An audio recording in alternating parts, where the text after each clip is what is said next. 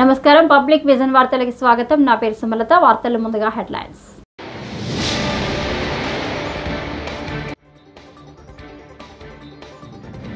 అసంతృప్తి ఉంది కానీ పార్టీ మార్పుపై ఎమ్మెల్సీ జీవన్ రెడ్డి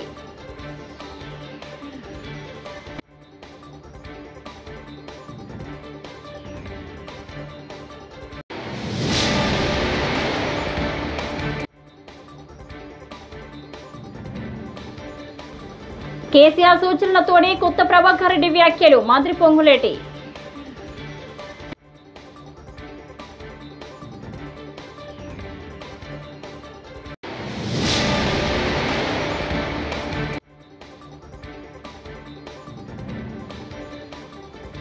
ఎస్సీబీసీ యువకులపై హిందూపురం పోలీసుల అరాచకం నాగనారాయణమూర్తి ఆగ్రహం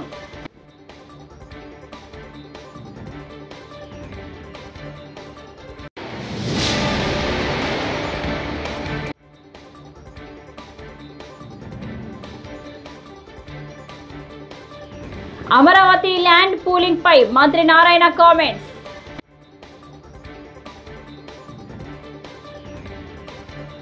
ఇక డీటెయిల్స్ చూస్తే పార్టీ మారుతున్నట్లు జరుగుతున్న ప్రచారంపై కాంగ్రెస్ ఎమ్మెల్సీ సీనియర్ నేత జీవన్ రెడ్డి స్పందించారు.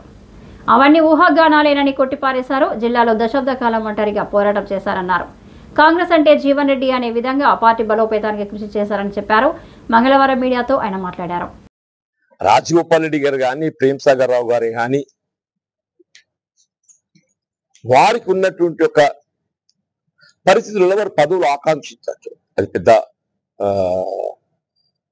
ప్రేమ్సాగర్ రావు గారు senior most Congress politician. Rajagopal Reddy గారు కూడా ఏదైతుందో పదవి ఆశించడం అనేది మనం దాన్ని భిన్నంగా తప్పుగా భావించడం వీల్లేదు. ఎవరే కానీ చెప్పంటారు. నా గురించి ఏదో మీరు అడిగితే నాకు ఆశ్చర్యం కలుగుతుందా? ఇవాళ మొత్తం తెలంగాణ రాష్ట్రంలో ఆయన సీనియర్ మోస్ట్. తెలంగాణ రాష్ట్రం వచ్చి నాకంటే సీనియర్ ఎవరైనా ఉన్నారు అని చెప్పంటే వి హనుమంతరావు గారు ఒకరు ఉండొచ్చునే. నాకంటే సీనియర్ ఎవరైనా ఉన్నారు అని చెప్పంటే కేవలం వి హనుమంతరావు గారు ఒకరు ఉండొచ్చు అనుకుంటూ వారు ఒకరు ఉన్నారు, ఉండొచ్చు కాదు ఉన్నారు వి హనుమంతరావు గారు. ఇవాళ జానారెడ్డి ఈజ్ ఆల్సో జానారెడ్డి గారు కూడా పార్టీ పరంగా నాకంటే 4 సంవత్సరాలు తదుపరి కాంగ్రెస్ వచ్చారు. ఇప్పుడు ఇదేనా అంశాల పట్ల భిన్నాభిప్రాయాలు కలిగి ఉండొచ్చు. భిన్నాభిప్రాయాలు ఏర్పడ్డంత మాత్రాన ఏదైతుందో మీరు పార్టీ విడతారు. నాటువంటి గురించి మీరు మాట్లాడటానికి మీకు ఎట్లా వస్తుందే? 4 దశాబ్దాలకు వెళ్ళి ఏదైతుందో నేనే కాంగ్రెస్ నేను అనే విధంగా మీకు 1996 అప్పుడు ఉమ్మడి రాష్ట్రంలో 294 స్థానాలలో Congress was with only 24 seats. I one with 54,000 majority.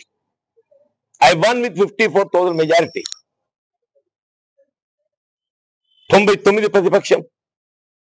2004లో KCR గారిపై 6, 8లో 2 సార్లు నేను పోటీ చేశాను. పార్టీ ఆలోచన విధానానికి అనుగుణంగా అంటూ నేను కేసీఆర్ గారిపై పోటీ చేసింది. 2014లో 3 ఉత్తర తెలంగాణ జిల్లాల్లో నేను ఒక్కనే ఏకైక ప్రతినిధిని. 3 ఉత్తర తెలంగాణ జిల్లాలలో నేను ఒక్కనే ఏకైక ప్రతినిధిని. ఆదిలాబాద్, నిజామాబాద్, కరీంనగర్. 2019లో మొత్తం 42 శాసనసభ నియోజకవర్గాలు ప్రాతినిధ్యం వహించబడే విధంగా నేను పేర్కొన్న 3 ఉత్తర తెలంగాణ జిల్లాలలో కేవలం శ్రీధర్ బాబు గారు ఒక్కరే శాసనసభ్యుడు. వారికి తోడు ఏదైతుందో నేను 42 శాసన నియోజకవర్గాల ప్రాతినిధ్యం వహించబడే విధంగా పట్టభద్రులకు అవకాశం కల్పిస్తే దశాబ్ద కాలం అని చెప్పంటున్నాను. నేను శాసన మండలిలో ఏకైక ప్రతిపక్ష సభ్యుడిగా టిఆర్ఎస్ యొక్క కాంగ్రెస్ పార్టీకి ఇందిరమ్మ ప్రభుత్వానికి ప్రజలు మద్దతు ఇచ్చారని మంత్రి పొంగులేటి శ్రీనివాసరెడ్డి అన్నారు. ప్రభుత్వాన్ని పడగొట్టాలని పలువురు కోరుతున్నారంటూ బారాస ఎమ్మెల్యే కొత్త ప్రభాకర్ రెడ్డి చేసిన వ్యాఖ్యలపై మంత్రి ఆగ్రహం వ్యక్తం చేశారు. తమ ప్రభుత్వం ఏర్పడిన వారం నుంచే అధికార దాహంతో కూల్చే ప్రయత్నం చేస్తున్నారన్నారు. ఇందిరమ్మ ప్రభుత్వం ఏర్పడిన దగ్గర నుంచి ఇదే క్యాసెట్ వాళ్ళు మొదలు పెడుతున్నమాట వాస్తవం. ప్రభుత్వం ఏర్పడిన మొదటి వారం రోజుల నుంచి అధికార దహంతో ప్రజలు చాలా క్లియర్గా కాంగ్రెస్ పార్టీకి ఇందిరమ్మ ప్రభుత్వానికి మద్దతు తెలిపి పూర్తి మెజారిటీ ఇచ్చినప్పటికీ ఈ ఇందిరమ్మ ప్రభుత్వాన్ని మేము కూలుస్తామని అనేక పర్యాయాలు ఆనాడు 10 సంవత్సరాలు పరిపాలించిన పార్టీ నాయకులు తహతాలాడుతున్నారు.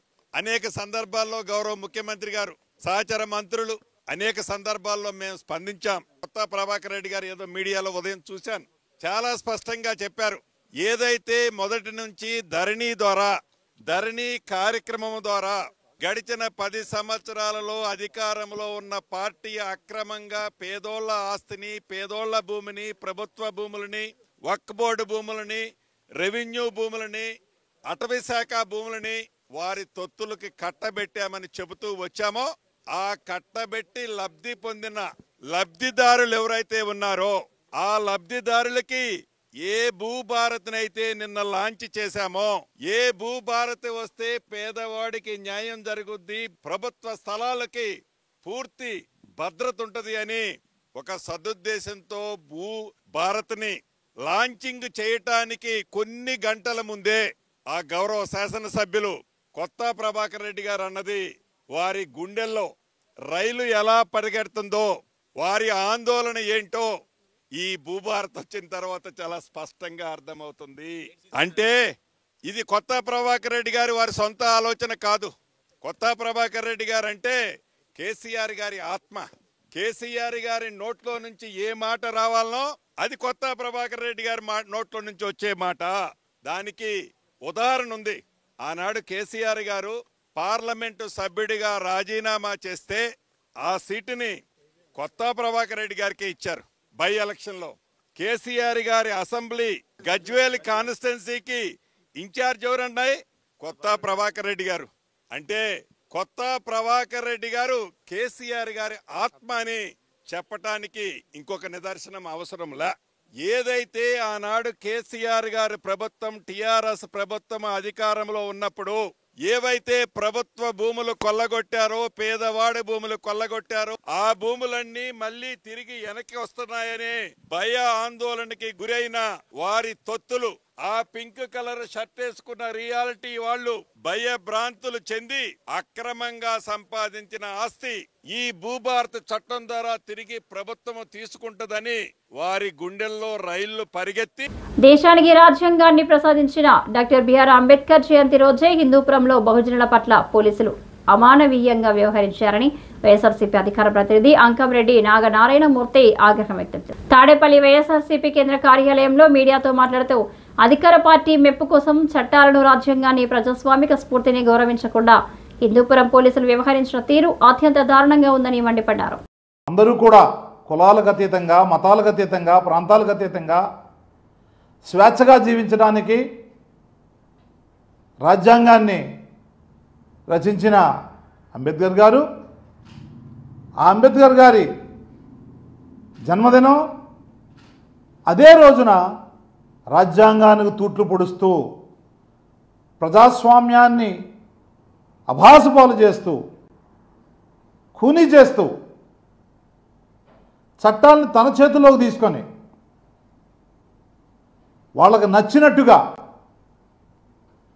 న్యాయస్థానాలు తీర్పులు ఉన్నాయి దీని మీద. నాగార్జున రెడ్డి గారు 2018లో ఒక తీర్పును కూడా వెలువరించడం జరిగింది. మీడియా ముందు శిక్ష పడ్డంత వరకు కూడా, తీర్పు వెలువడినంత వరకు కూడా ఎవరిని కూడా ప్రవేశపెట్టకూడదు, చేతులకు సంకెళ్ళు వేసి తీసుకుని వెళ్ళకూడదు. సుప్రీంకోర్టు తీర్పులు ఉన్నాయి, హైకోర్టు తీర్పులు ఉన్నాయి. అయినప్పటికీ కూడా బేఖాతరు చేస్తూ ఇష్టానుసారంగా కొంతమంది మెప్పు పొందడం కోసం, వాళ్ళ బాసులు మెప్పు పొందడం కోసం, లేదంటే చంద్రబాబు నాయుడు గారో లేదా లోకేష్ గారో వీళ్ళ మెప్పు పొందడం కోసం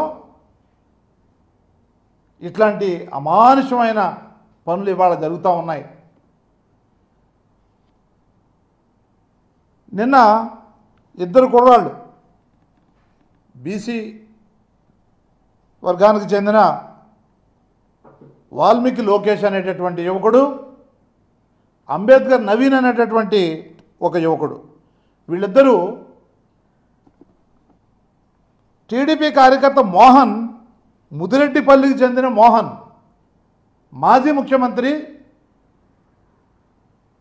జగన్మోహన్ రెడ్డి గారిని దూషిస్తూ ఒక వీడియో సోషల్ మీడియాలో ప్రచురిస్తే దాన్ని ఇట్లా ఎందుకు చేస్తున్నారు మీరు, మా నాయకుడిని అవమానిస్తూ ఎందుకు మీరు ఇట్లా మాట్లాడుతున్నారు, ఇట్లాంటి సోషల్ మీడియాలో వీడియోలు ఎందుకు పెడుతున్నారని చెప్పేసి ప్రశ్నించినందుకు ఈ లోకేష్ని కానివ్వండి, ఈ నవీన్ కానివ్వండి, వాల్మీకి లోకేష్ అండ్ దళిత నాయకుడు అంబేద్కర్ నవీన్, వీళ్ళిద్దరిని బస్ స్టాండ్ దగ్గర నుంచి హిందూపురంలో మరి కిలోమీటర్ల దూరం తీసుకుని వెళ్తూ అమరావతి ల్యాండ్ పూలింగ్ పై మంత్రి నారాయణ కీలక వ్యాఖ్యలు చేశారు. సీఎం చంద్రబాబు 100 సంవత్సరాల భవిష్యత్తును దృష్టిలో ఉంచుకొని నిర్ణయాలు తీసుకుంటారని అన్నారు. అమరావతి, మంగళగిరి, తాడేపల్లి, గూడూరు, గుంటూరు, విజయవాడలను కలిపి మెగా సిటీగా అభివృద్ధి చేసేందుకు మాస్టర్ ప్లాన్ రూపొందిస్తున్నామని తెలిపారు. అంతర్జాతీయ విమానాశ్రయం కోసం 5,000 ఎకరాల భూమి అవసరమైందని భూసేకరణ లేదా సమీకరణలపై ఆలోచిస్తున్నట్లు వెల్లడించారు. అంటే యాక్చువల్గా ఒక ఇంటర్నేషనల్ ఎయిర్పోర్ట్ కట్టాలనేది ముఖ్యమంత్రి గారి యొక్క ఆదేశం. ఒక ఇంటర్నేషనల్ ఎయిర్పోర్ట్ ఆ రోజు హైదరాబాద్లో కడుతున్నప్పుడు కూడా అందరూ ఇంత ల్యాండ్ ఎందుకు హైదరాబాద్, ఈరోజు Hyderabad international airport one of the best international airport. ఆ లెవెల్లో ఎప్పుడు మా ముఖ్యమంత్రి గారు రాబోయే 100 సంవత్సరాలు ఆలోచిస్తారు. మిగతా నాయకులు ఆలోచించారు కదా, ఆయన రాబోయే 100 సంవత్సరాలకు ఎలా ఉంటుంది, 50 సంవత్సరాలకు ఎలా ఉంటుందని ఆ ఉద్దేశంతో ఫ్యూచర్లో యాక్చువల్గా ఏంటంటే అమరావతి, మంగళగిరి, తాడేపల్లి, గుంటూరు, విజయవాడ ఇవన్నీ కలిసి ఒక మెగా సిటీ కింద యాక్చువల్గా మాస్టర్ ప్లాన్ ముఖ్యమంత్రి గారు చేశారు. దాన్ని దృష్టిలో పెట్టుకున్నప్పుడు ఒక ఇంటర్నేషనల్ ఎయిర్పోర్ట్ పెద్దది రావాలని, దానికి కనీసం ఒక 5,000 ఎకరాలు కావాలి. ఆ ల్యాండ్ తీసుకోవడం కోసం స్టడీ చేయమన్నారు. దాని మీద యాక్చువల్గా సిఆర్డీ అధికారులు యాక్చువల్గా స్టడీ చేస్తున్నారు. త్వరలో దాని మీద డెసిషన్ తీసుకొని ల్యాండ్ అక్విజిషన్, ల్యాండ్ పుల్లింగ్ అనే దాంతో ముందుకు పోవడం జరుగుతుంది. అంటే ల్యాండ్ అక్విజిషన్ అయితే 5,000 ఎకరాలు చేయొచ్చు. దానివల్ల అక్కడ రైతులు నష్టపోతారని ప్రజాప్రతినిధులు యాక్చువల్గా చెప్పడం జరిగింది. ల్యాండ్ అక్విజిషన్లో వాళ్ళకి ల్యాండ్ అక్విజిషన్ యాక్ట్ ప్రకారం 2.5 times రిజిస్ట్రేషన్ వాల్యూ వస్తుంది. దానివల్ల నష్టపోతారు. దానికంటే ల్యాండ్ పుల్లింగ్కే ఇష్టపడుతున్నారని ప్రజాప్రతినిధులు ఎవరైతే ఎమ్మెల్యేలు ఉన్నారో, శాసనసభ్యులు చెప్పడం జరిగింది. అయితే ల్యాండ్ 5,000 ఎకరాలు మిగలాలి ఎయిర్పోర్ట్ కంటే కనీసం 34,000 ఎకరాలు తీసుకోవాలి. టీటీడీ గోశాలలో గోవుల మృత్యు ఘోషపై వైఎస్ఆర్సీపీ వాస్తవాలను బయటపెట్టడంతో టీటీడీ కూటమి ప్రభుత్వం జీర్ణించుకోలేకపోతున్నాయని మాజీ మంత్రి కొట్టు సత్యనారాయణ అన్నారు. తాడేపల్లిగూడెం క్యాంపు కార్యాలయంలో మీడియాతో మాట్లాడుతూ గోవుల మరణాలు అబద్ధమంటూ బుకాయిస్తూనే విధి లేని పరిస్థితుల్లో వాస్తవాలను అంగీకరించారని అన్నారు. శ్రీవారి క్షేత్రంలో తాము చేస్తున్న పాపాలను కప్పిపుంచుకునేందుకు సీఎం, టీటీడీ ఈఓ, చైర్మన్ తంటాలు పడుతున్నారని మండిపడ్డారు. సాక్షాత్తు సుప్రీంకోర్టు కామెంట్ చేసింది. ఎలాంటి ఆధారాలు లేకుండా వెంకటేశ్వర స్వామి ప్రసాదులో కల్తీ జరిగినట్టుగా అబద్ధాలు మాట్లాడి కోట్లాది మంది భక్తుల మనోభావాల్ని, తిరుమల తిరుపతి దేవస్థానం పవిత్రతని దెబ్బతీశారని కూడా చెప్పకనే చెప్పింది సుప్రీంకోర్టు. ఎన్డీడీబీ రిపోర్టులో స్పష్టత లేదు అని కూడా సుప్రీంకోర్టు గమనించిన విషయాల్లో కూడా చెప్పడం జరిగింది. జూలైలో రిపోర్ట్ వస్తే సెప్టెంబర్లో ప్రకటన ఎందుకు చేశారని నిలదీసింది వీళ్ళని సుప్రీంకోర్టు, సాక్షాత్తు ముఖ్యమంత్రి గారిని, అక్కడున్న వ్యవస్థని. ప్రాథమికంగా చూస్తే కల్తీ జరిగినట్టుగా ఆరోపణలున్న నెయ్యిని వాడలేదని కూడా సుప్రీంకోర్టు గ్రహించింది వీళ్ళు ఇచ్చిన వివరాలను బట్టి. మరి పక్కనే ఈ విషయం మీద సిట్ని అపాయింట్ చేశారు. సిట్ అపాయింట్ చేస్తే సిట్ దాని పని చేసి దాని రిపోర్ట్ ఇవ్వాలి. దానికి కొంత సమయం పడుతుంది. అది లేకుండానే సిట్ వేసిన రోజునే వీళ్ళు పత్రికా సమావేశాలు పెట్టేసి పత్రికల్లో వీళ్ళు చెప్పాల్సిన మాటలన్నీ చెప్పేస్తే వీళ్ళు సెలెక్ట్ చేసిన సభ్యులు సిట్గా ఉంటే ముఖ్యమంత్రి గారు మాట్లాడిన మాటలని సమర్థించేలాగానే సిట్ రిపోర్ట్ ఇవ్వాలనుకుంటారు కదా. అంతేగాని వాస్తవాలు చెప్పేస్తే ముఖ్యమంత్రి చాలా ఫాల్స్ మాట్లాడాడన్న విషయాన్ని ఏ రకంగా సిట్ తేల్చగలుగుద్ది? అదే విషయాన్ని సుప్రీంకోర్టు కూడా కామెంట్ చేసింది. మీరు సిట్ వేసినప్పుడు మీరు పత్రికాముఖంగా మాట్లాడవలసిన అవసరం వచ్చిందని. రాజ్యాంగబద్ధమైన పదవిలో ఉన్న వాళ్ళు దేవుణ్ణి రాజకీయాలకి దూరంగా ఉంచాలని కూడా సుప్రీంకోర్టు కామెంట్ చేసిన విషయాన్ని ఈ సందర్భంగా మీ అందరికీ నేను తెలియజేస్తున్నాను. అంబేద్కర్ విగ్రహానికి స్లాబ్ నిర్మాణ పనుల్లో మంత్రి నిమ్మల రామనాయుడు శ్రమదానం చేశారు. కూలీలతో కలిసి ఇనుప కడ్డీలు మోశారు, వెల్డింగ్ పని చేశారు. అంబేద్కర్ జయంతి సందర్భంగా పశ్చిమ గోదావరి జిల్లా పాలకొల్లు మండలం చింతపారలోని అరుంధతిపేటలో ఆయన శ్రమదానం చేశారు. అంబేద్కర్ విగ్రహానికి రక్షణగా స్లాబ్ను నిర్మించేందుకు నిధులు ఇచ్చినట్లు మంత్రి తెలిపారు.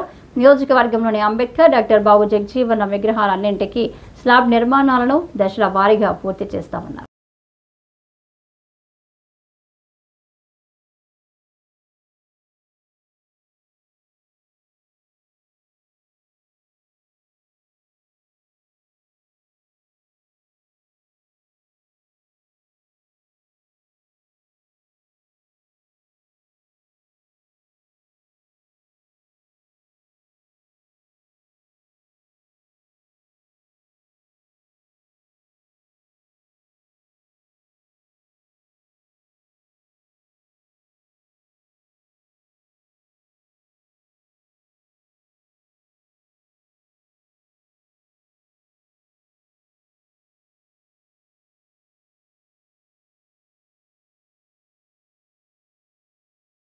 రాజకీయాల్లోకి వచ్చింది. అదేవిధంగా నా తండ్రి పేరున ధర్మారావు ఫౌండేషన్ స్థాపించి సేవా కార్యక్రమాలు చేస్తున్నది డాక్టర్ బిఆర్ అంబేద్కర్ గారి సమాజ స్థాపన ఏదైతే ఉందో దానికి అనుగుణంగా పనిచేయాలనే ఉద్దేశం అని చెప్పి మీ అందరికీ తెలుసు. అందులో భాగంగానే డాక్టర్ బిఆర్ అంబేద్కర్ గారి యొక్క ఆశయాలకు అనుగుణంగా ఆ రోజు 125వ జయంతోత్సవాలను మన పాలకొల్లు నియోజకవర్గంలో సంవత్సరం పొడవున కూడా అత్యంత అద్భుతంగా ఘనంగా నిర్వహించారు. మన పాలకొల్లు నియోజకవర్గంలో ఉన్నటువంటి ప్రతి అంబేద్కర్ అదేవిధంగా బాబు జగజీవన్ రావు గారి విగ్రహాలకి స్లాబ్లు వేసి అత్యంత సుందరంగా భవిష్యత్తు భావితరాల వారికి వారి యొక్క స్ఫూర్తినిచ్చేటువంటి విధంగా నిర్మాణం చేయాలని సంకల్పించినటువంటి పరిస్థితి. అందుకనే ఏదైతే నా నియోజకవర్గంలో ఆ స్ఫూర్తితో మరి ఈ యొక్క విగ్రహాలకు సంబంధించి స్లాబులు అన్నీ కూడా అత్యంత సుందరంగా నిర్మాణం చేసి మరి ఆ కార్యక్రమాలను చేయడమే కాదు ఆ యొక్క శ్రమదానంలో కూడా అంటే నిర్మాణ పనుల్లో కూడా శ్రమదానం చేస్తూ ఒక సంతృప్తి ఒక తృప్తి. ఇప్పుడు ఈరోజు కూడా మరి ఏదైతే చింతపర్రు గ్రామము అరుంధతిపేటలో ఇప్పుడే అంబేద్కర్ గారి విగ్రహాన్ని చూస్తూ ఉన్నాం. మరి సంవత్సరాల తరబడి అట్లా ఎండకు వానకు తడుస్తూ ఉన్నటువంటి పరిస్థితి.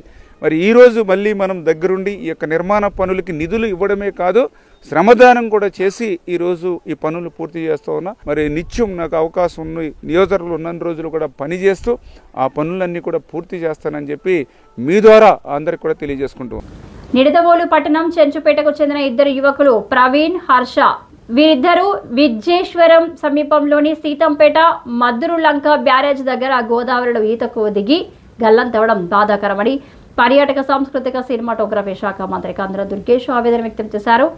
ప్రమాద విషయం తెలియగానే సోమవారం సాయంత్రం హుటాహుటిన సంఘటన స్థలానికి చేరుకున్న మంత్రి కందుల దుర్గేష్ కాకినాడలోని ఎస్డీఆర్ఎఫ్ బృందం, స్థానికంగా ఉన్న గజ ఈతగాళ్లు, ఫైర్ సిబ్బంది, మత్స్యశాఖ సిబ్బంది, పోలీసుల సాయంతో దాదాపు గంటకు పైగా గాలింపు చర్యలు చేపట్టారు. లోతు దాదాపు 100 అడుగులు ఉండడం వల్ల యువకుల జాడ ఇంకా తెలియలేదని, గాలింపు చర్యలను తీవ్రతరం చేశామని వివరించారు.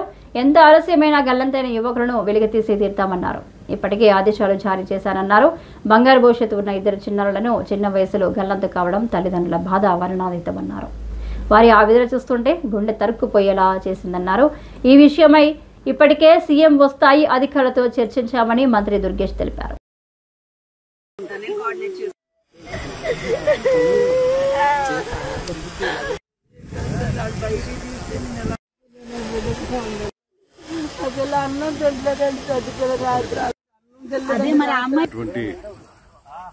చర్చిపేటకు చెందిన ఇద్దరు యువకులు, ఒకరు 10th క్లాసు, ఒకరు ఇంటర్మీడియట్ చదువుతున్నారు విద్యార్థులు. వాళ్ళు ఇంకా కొంతమందితో కలిసి ఇక్కడ గోదావరిలో స్నానానికి రావటం, అందులో వారిద్దరూ కూడా లోతు తెలియక నీళ్ళలో దిగి మునిగిపోవటం, ఆ ప్రమాదంలో వాళ్ళు గల్లంతవటం జరిగింది. విషయం తెలిసిన వెంటనే హుటాహుటిని ఇక్కడికి రావడం జరిగింది. డిఎస్పీ గారు, నేను, ఆర్డీఓ గారు అందరం ఇక్కడ ఉన్నాం. ఇప్పుడు ఫిషర్మెన్ అందరితో కలిసి అదేవిధంగా స్థానికంగా ఉన్నటువంటి గజేతగాళ్ళందరినీ కలిపి ఇక్కడ గాలింపు జరుగుతూ ఉంది. ఆ గాలింపులో ఇంకా ప్రయత్నం చేస్తూ ఉన్నాం. ఈ లోపలనే మళ్ళీ ఎస్డిఆర్ఎఫ్ వాళ్ళు కాకినాడలో ఒక టీం ఉంది, వారిని కూడా కాంటాక్ట్ చేసి వారిని కూడా పిలిపిస్తున్నాం. మరో అరగంటలో వారు వస్తారు. దాంతోపాటు మరింత ఎక్స్పర్ట్స్ గజేతగాళ్ళు ఎవరైతే ఉన్నారో వాళ్ళని కూడా పిలిపిస్తున్నాం. వారు కూడా ఒక 15 నిమిషాలు చేరుకుంటారు. అందరూ కలిసి గాలింపు తీవ్రతరం చేసి బాడీలని కలెక్ట్ చేయడానికి పెద్ద ప్రయత్నం చేస్తూ ఉన్నాం. కాకపోతే ఆ తల్లిదండ్రుల యొక్క బాధను చూస్తూ ఉంటే మనకి గుండె తరుక్కుపోతూ ఉంటాయి. చిన్నపిల్లలు, బోళ్ళంత భవిష్యత్తు ఉన్నటువంటి 2 విద్యార్థులు ఈ రకంగా గల్లంతవటం అనేది చాలా హృదయ విదారకంగా ఉంది. ఆ తల్లిదండ్రుల యొక్క పరిస్థితి చూస్తూ ఉంటాం. నగరంలో మహిళల భద్రతకు అధిక ప్రాధాన్యం ఇస్తున్నామని, మళ్లీ ఎక్కడైనా బ్లేడ్ బ్యాచ్, గంజాయి బ్యాచ్లు ఉంటే పోలీసులకు సమాచారం ఇవ్వాలని ఎమ్మెల్యే ఆదిరెడ్డి శ్రీనివాస్ కోరారు. స్థానిక 39వ వార్డులో జరుగుతున్న పలు అభివృద్ధి పనులను పరిశీలించిన ఎమ్మెల్యే ఆదిరెడ్డి స్థానికులతో మాట్లాడారు. ఎమ్మెల్యే మాట్లాడుతూ మీ భద్రత మా బాధ్యత కార్యక్రమం ద్వారా బ్లేడ్ బ్యాచ్, గంజాయి బ్యాచ్లను అణిచివేశామని, మళ్లీ వారి గురించి మహిళలు చెబుతున్నారని, పోలీసులకు సమాచారం ఇస్తే చర్యలు తీసుకుంటారని చెప్పారు. సమాచారం ఇచ్చిన వారి పేర్లు గోప్యంగా ఉంచుతామని చెప్పారు. నగరంలోని అన్ని వార్డుల్లో అభివృద్ధి పనులు పరుగులు పెడుతున్నాయని, రోడ్లు, కాలువల గురించి అడగక ముందే వాటిని నిర్మిస్తున్నామని ఆయన చెప్పారు. లింగంపేట, అదెమ్మదిబ్బ, వాంబే గృహాల ప్రాంతాలలో మేజర్ డ్రైనేజీ పూర్తవుతుందని ఆయన చెప్పారు. వర్షాకాలంలో ఇబ్బంది లేకుండా అధికారులు చర్యలు చేపట్టాలని ఆయన అన్నారు.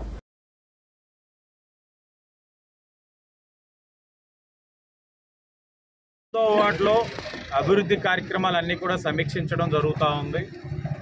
ఇప్పటికే ఈ 10 నెలల్లో మేజర్ డ్రైన్ వర్క్ ఏదైతే లలితానగర్ నుంచి ఆదిమ్మ దెబ్బ మించి కృష్ణారావుపేట ఇటు లింగంపేట వేమగా ఎన్ఆర్సీ దగ్గరికి కనెక్ట్ అయ్యే మేజర్ డ్రైన్, అంటే వర్షాకాలం పడతా ఉన్నప్పుడు ఈ లలితానగర్ అంతా కూడా నీట మునుగుతూ ఉంది. మరి దాన్ని ఎలా ఓవర్కమ్ చేయాలనేది ఒక మేజర్ డ్రైన్ ప్రతిపాదించిన ఆ పనులన్నీ కూడా సమీక్షించడం. మేజర్ 80% వర్క్ కంప్లీట్ అయ్యింది. ఓ 20% బర్మ్స్ ఉన్నాయి. బర్మ్స్ కూడా మళ్ళీ టెండర్ పిలుస్తూ ఉన్నారు. ఈ ప్రాసెస్లో వాటర్ పైప్ లైన్ బ్రేక్ అయినా ఏదున్నా ప్రజలందరితో చర్చించి చేయడం కూడా జరుగుతూ ఉంది. ఇక్కడ ప్రజల దగ్గర కూడా వాళ్ళు కొన్ని సమస్యలు చెప్తా ఉన్నారు. ఏదైతే లలితానగర్, వాంబే, నాకు తెలిసి వాంబేకి నా కుటుంబం చేసినంత సేవ ఎవరు చేసి ఉండకపోవచ్చు. నా తల్లి గారు సేవ చేశారు, నా తండ్రి గారు సేవ చేశారు, నా భార్య గారు చేశారు, ఇప్పుడు నేను చేస్తున్నా. నేనేదో రుణపడి ఉన్నట్లున్నాను. ఇక్కడ చేస్తూనే ఉన్నాం. లింగంపేట వాంబే, లలితానగర్ కదా, లింగంపేట వాంబే. ఏమైందంటే డి బ్లాక్ దగ్గర గత ఎలక్షన్కి ముందు ఆనాడున్న ఎమ్మెల్యే ఆదిరెడ్డి భవానీ గారి ద్వారా ప్రతిపాదించి 3 బ్లాక్స్లో ఏదైతే డ్రైనేజ్ సిస్టమ్ చాలా అధ్వానంగా ఉందని ప్రతిపాదనలు పెట్టి చేయిస్తూ ఉంటే ఆనాడు రాజకీయం చేసి ఆ డి బ్లాక్ దగ్గర డ్రైనేజ్ సిస్టమ్ వర్క్ చేయనివ్వాల. ఇప్పుడు వెళ్ళాం, మరలా అదే సమస్య చెప్తా ఉన్నారు. దాన్ని కూడా టెండర్ పిలవమని చెప్పడం జరిగింది. ప్రగతిశీల ప్రజాస్వామ్య విద్యార్థి సంఘం ఉద్యమ నిర్మాత జార్జి రెడ్డి 53వ వర్ధంతి సభ, క్రొవ్వొత్తుల ర్యాలీ ఘనంగా జరిగింది.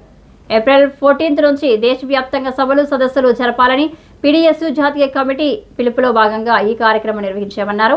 దీనిలో పీడీఎస్యూ రాష్ట్ర ప్రధాన కార్యదర్శి ఎస్ కిరణ్ కుమార్ మాట్లాడుతూ జార్జి రెడ్డి కేరళలో నిర్మించారని తెలిపారు. కానీ ఉమ్మడి ఆంధ్రప్రదేశ్లో తన ఉన్నత విద్య వరకు విద్యను అభ్యసించారని, 1967 సంవత్సరం నాటికి ఉస్మానియా యూనివర్సిటీలో జార్జి రెడ్డి చేరేటప్పటికీ యూనివర్సిటీలో మహిళలపై ర్యాగింగ్లు, వెనుకబడిన వర్గాల విద్యార్థులపై దాడులు జరిగేవని, వాటిని ఎదిరించి పోరాడటంలో ముందు వరుసలో నిలిచారన్నారు.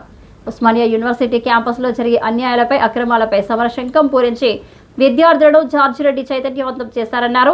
మతోన్మాద శక్తుల గుండెల్లో రైలును పరిగెత్తించాడని ఆయన సేవలను కొనియాడారు.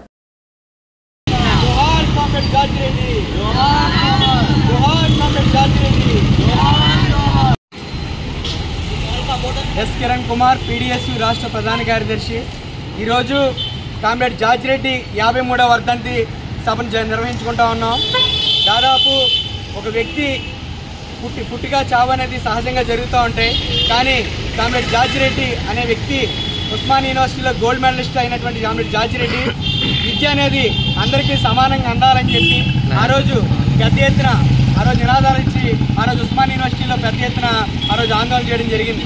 దాదాపు దేశంలో హిందూ మతోన్మాద శక్తులు ఈ దేశాన్ని పరిపాలిస్తున్న బీజేపీ ప్రభుత్వం ఈరోజు ఏదైతే శాసిస్తూ ఉన్నాయో అటువంటి ప్రభుత్వంలో కామ్రేడ్ జార్జిరెడ్డిని అంతమొందించడం జరిగింది. కామ్రేడ్ జార్జిరెడ్డి హత్యతోనే పీడీఎస్ ఆగిపోతుందని చెప్పి అనుకున్నారు. కానీ కామ్రేడ్ జార్జిరెడ్డి మరణం తర్వాత దాదాపు 2000 మంది విద్యార్థులు ఒక సైన్యంగా బయలుదేరి కామ్రేడ్ జార్జిరెడ్డి శవాన్ని తీసుకుని మొత్తం ఊరేగింపుగా ఉస్మానియా యూనివర్సిటీ దద్దరిల్లిపోయే విధంగా ఆ రోజు చేయడం జరిగింది. కామ్రేడ్ జార్జిరెడ్డి ఆశయాలు కొనసాగించాలని చెప్పి ఈరోజు పీడీఎస్ భావిస్తూ ఉంది. ఈ వార్తలు ఇంతటితో సమాప్తం. నమస్కారం.